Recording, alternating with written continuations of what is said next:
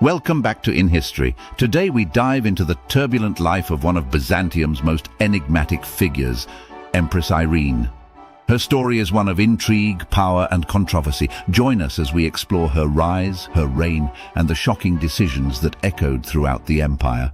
Born into a noble family from Athens around 752 AD, Irene was brought to Constantinople following her marriage to Emperor Leo IV, becoming Empress Consort. Her rise seemed like a fairy tale, but power in Byzantium was never just a gift, it was a battlefield. Upon her husband's death in 780, Irene became regent for their young son, Constantine VI, beginning her actual rule over the empire. Her early regency was marked by political acumen, managing both the empire's administration and its religious disputes. Irene's reign was notably marked by her support of the Second Council of Nicaea in 787, which restored the veneration of icons, reversing her late husband's iconoclast policies. This decision would endear her to the clergy and the people, but alienate the powerful iconoclast faction in the military and government.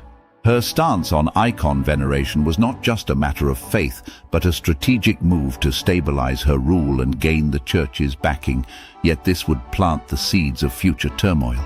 As Constantine VI grew older, the balance of power began to shift. The young emperor sought to assert more control, leading to a strained relationship with his mother, who was not ready to relinquish power. In a move that shocked the empire, Irene had her son arrested during a palace coup. In 797, she took a step further that would cement her legacy. She had Constantine blinded and imprisoned, taking the throne as sole empress. Empress Irene's rule as sole monarch was groundbreaking but tumultuous. Her reign saw significant economic difficulties, including a debasement of the currency that led to inflation and unrest. Beyond her religious reforms, Empress Irene's policies had a profound impact on the Byzantine economy and its international relations. She initiated significant changes in the empire's monetary system, debasing the currency to fund public and military expenditures. While this helped manage short-term fiscal challenges, it led to long-term economic inflation that strained her popularity among the populace. Irene's reign also saw active diplomacy, especially with Charlemagne, the Frankish king. In 781, she negotiated a marriage alliance between her son and Charlemagne's daughter, although it never came to fruition. This alliance was part of her broader strategy to secure her son's position and her own power base amidst internal and external threats. However, Irene's willingness to engage with the West stirred controversy and unease within her court. Her foreign policy was seen as both an opportunity and a betrayal by different factions of the Byzantine elite, reflecting the complex geopolitics of the era.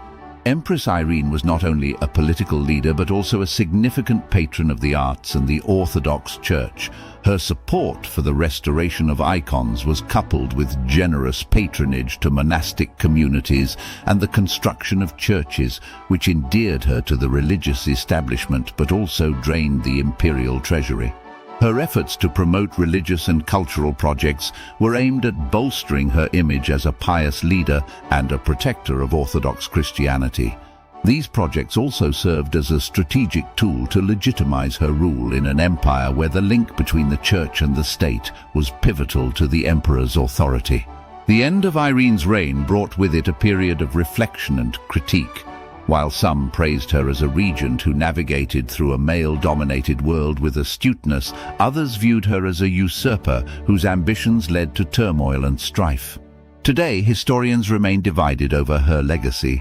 Was she a ruthless leader who blinded her own son for power, or a visionary who strengthened the role of women in Byzantine society? Irene's life remains a fascinating reflection of the challenges and complexities faced by female rulers in history. Despite her political resilience, her actions, especially those against her own son, caused widespread disapproval. In 802, facing mounting opposition, Irene was deposed by a conspiracy led by one of her own ministers, Nikephoros. Exiled to the island of Lesbos, she spent the last year of her life in solitude, dying in 803. Her life had been a series of bold moves, from her rise to power to her dramatic fall, each echoing through the corridors of history. Empress Irene's story is a complex tapestry of ambition, ruthlessness, and visionary reforms.